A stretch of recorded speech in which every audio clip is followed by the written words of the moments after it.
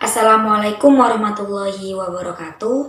Perkenalkan, nama saya Farah Korinatin Nabila, NIM E2019-2069, Prodi Ekonomi Syariah 2, Fakultas Ekonomi dan Bisnis Islam. Di sini saya akan menjelaskan materi tentang ekonomi tertutup dengan kebijakan pemerintah atau disebut dengan ekonomi 3 sektor yang telah dijelaskan oleh Bapak Abdul Wadud Nafis. Selanjutnya saya akan menjelaskan ekonomi 3 sektor. Pengertian dari ekonomi 3 sektor yaitu kegiatan perekonomian yang meliputi sektor rumah tangga, pemerintahan, dan perusahaan. Di sini pemerintahan berperan atas ekonomi 3 sektor. Beda dengan ekonomi dual sektor yang di dalamnya hanya terdapat rumah tangga dan perusahaan, yang di dalamnya ada produksi dan konsumsi. Siklus dari ekonomi 3 sektor ini sangat berhubungan erat, di mana perusahaan juga terdapat output dan input yang dihasilkan, sedangkan pemerintahan juga terdapat output dan input yang dilaksanakan atau dilakukan. Dan yang terakhir yaitu rumah tangga, yang di sana juga terdapat output dan input yang dihasilkan oleh rumah tangga itu sendiri. Dan ketiganya ini saling berhubungan erat.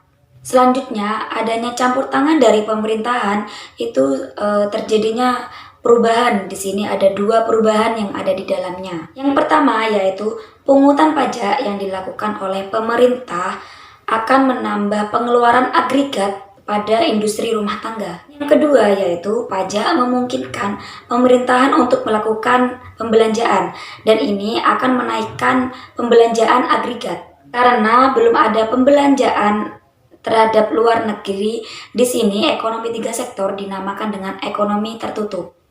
Selanjutnya yaitu pendapatan yang diterima oleh rumah tangga akan digunakan untuk 3 tujuan.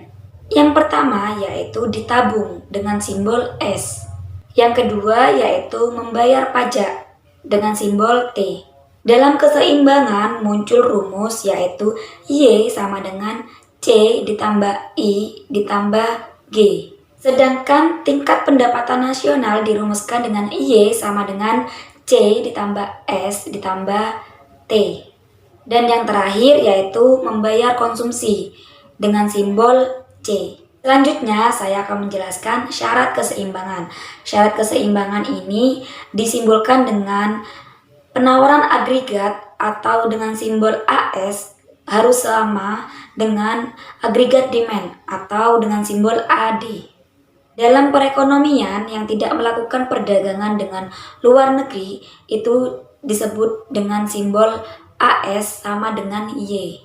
Sehingga keseimbangan pendapatan nasional berlaku persamaan C ditambah I ditambah G sama dengan C ditambah S dan ditambah T. Apabila C tiap ruas dikurangi, maka berlaku persamaan I ditambah G sama dengan S ditambah T. I ditambah G yang artinya suntikan dan yang S plus T yang artinya bocoran. Selanjutnya saya akan menjelaskan pengertian dari pajak langsung dan pajak tidak langsung.